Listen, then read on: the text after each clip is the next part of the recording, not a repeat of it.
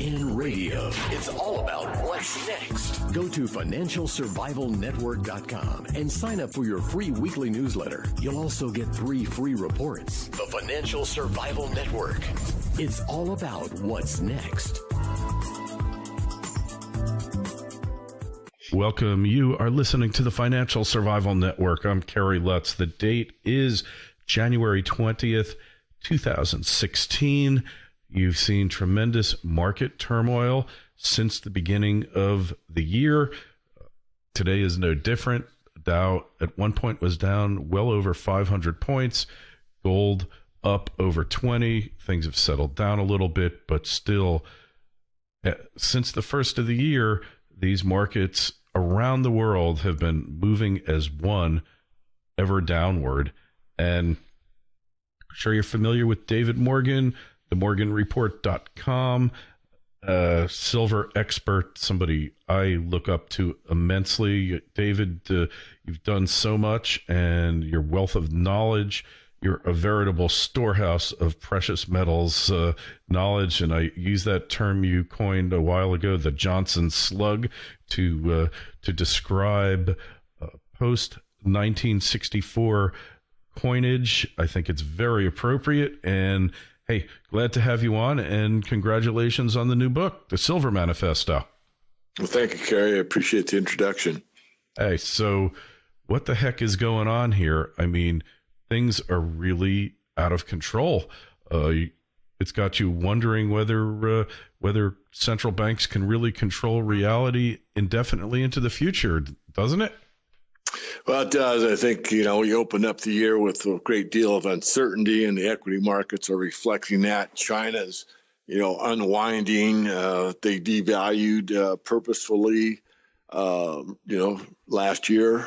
Actually did it in 3 different stages, very minor on a percentage basis, but nonetheless, their stock markets are in trouble, and they put in some rather draconian rules for a while to try to stabilize things and not let the free market work as it could. And now we're in a new year, and you see, gold's gaining a little bit of strength. It looks like it's starting to become more of a safe haven status, which it's held for so long, but certainly we've been in a bear market within the last 4 years or so.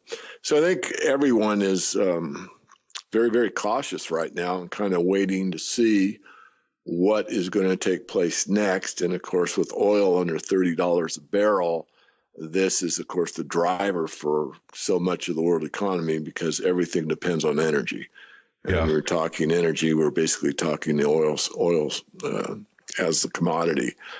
And now with this surplus of oil and Iran coming into the picture more because of the sanctions being lifted and them being able to export more oil, it even adds more downward pressure. So everything is in what I would call a nervous status right now, and no one is certain, where to go with their money or where to save it or where to place it. And when you talk about oil, it's down below $27 the barrel now, David. I mean, it was just a short time ago, it was over 100, and way back when it hit 140 plus, and here we are. They can't give this stuff away. Oil tankers are like Voyage of the Damned. They go from port to port trying to dump their cargo, and nobody wants the stuff. I mean, what is going on here? How can this be? I know the sanctions have ended, but it seems like it's more indicative of some type of really collapsing demand that's taking place that has finally caught up, even though, there might be slightly more than 1 billion barrels of oil in inventories around the world, not including emergency inventories countries like the U.S. and China keep. 1.2 billion barrels, not really that much. It's 12, 13 days of world consumption.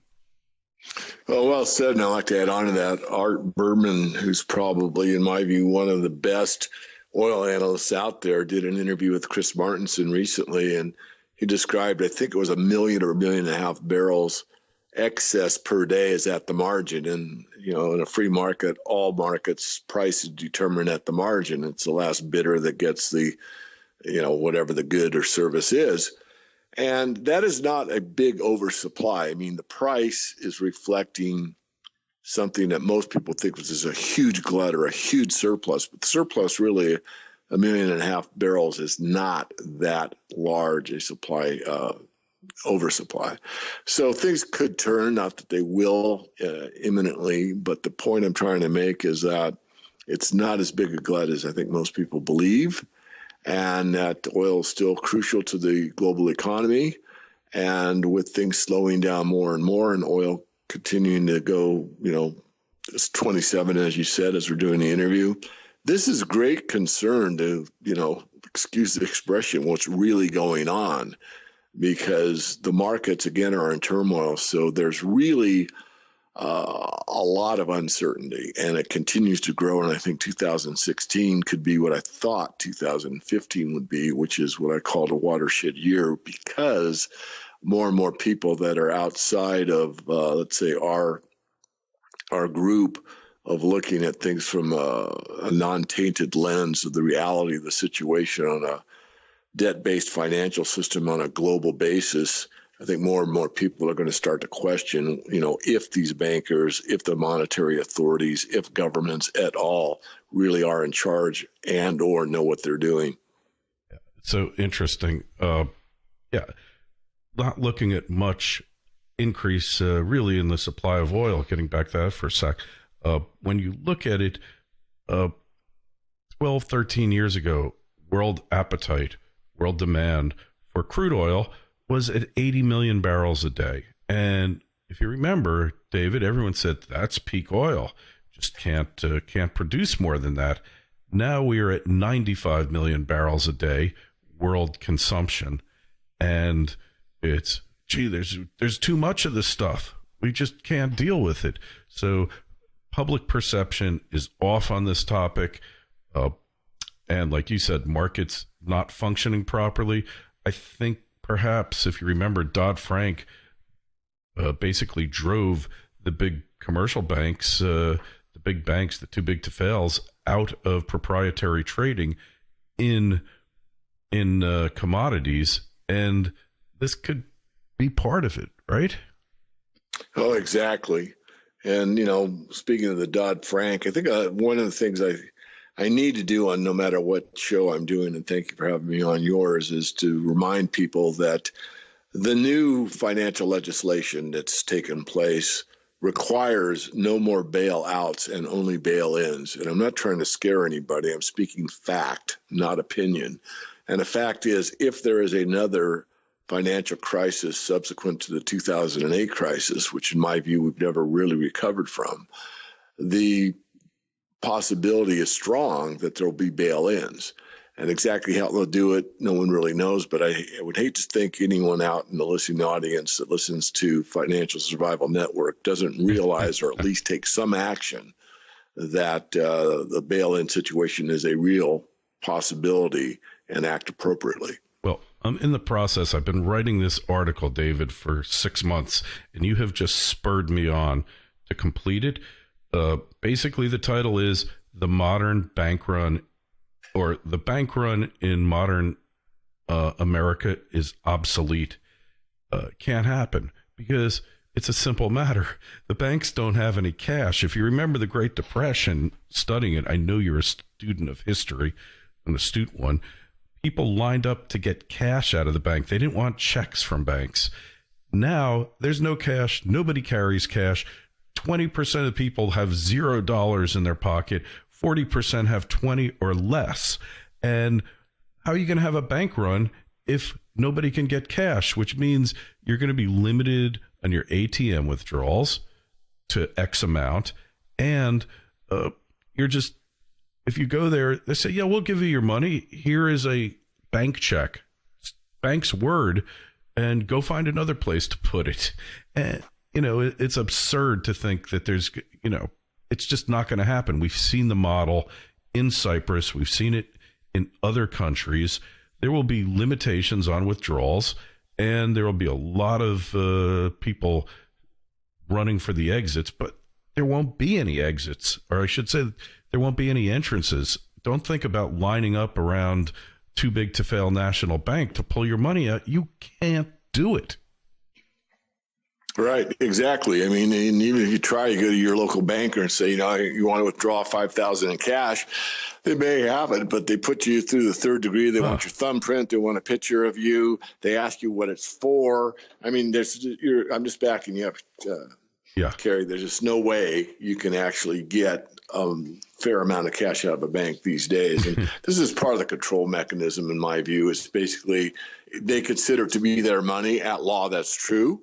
And that's why they could bail in, take your money and say it's theirs. You're just a creditor to the bank as far as they're concerned. So these are real threats that people are really not aware of. Yeah. Oh, you're so right.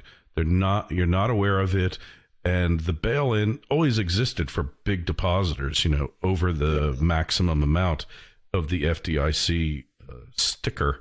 And that FDIC guarantee only works when there's a few banks going under.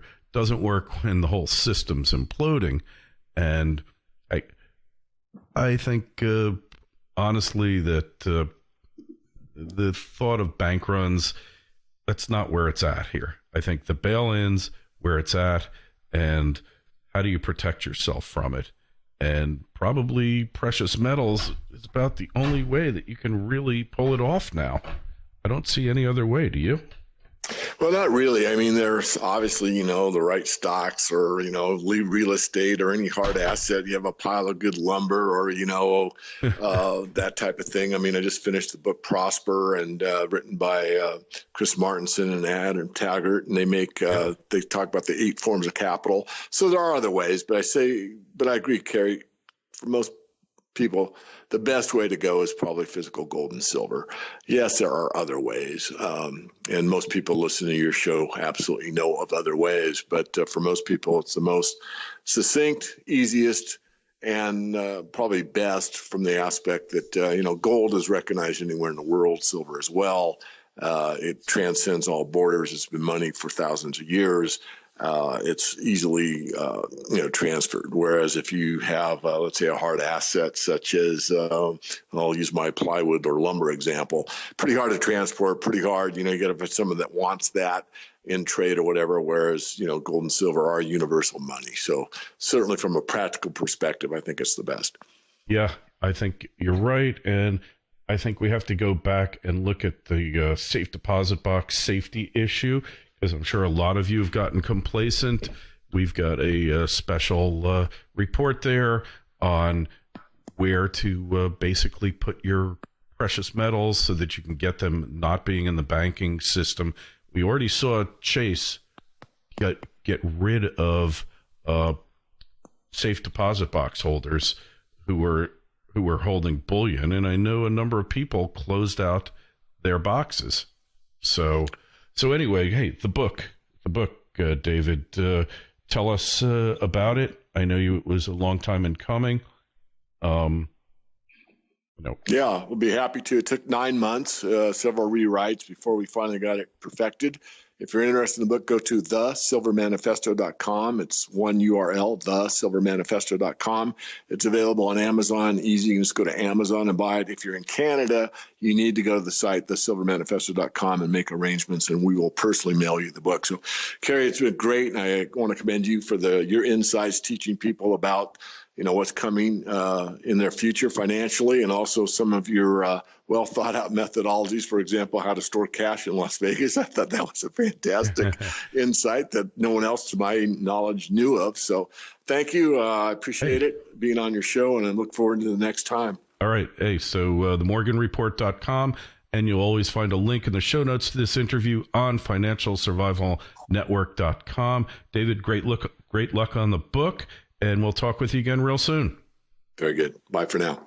FSN Radio. It's all about what's next. Go to financialsurvivalnetwork.com and sign up for your free weekly newsletter. You'll also get 3 free reports. The Financial Survival Network.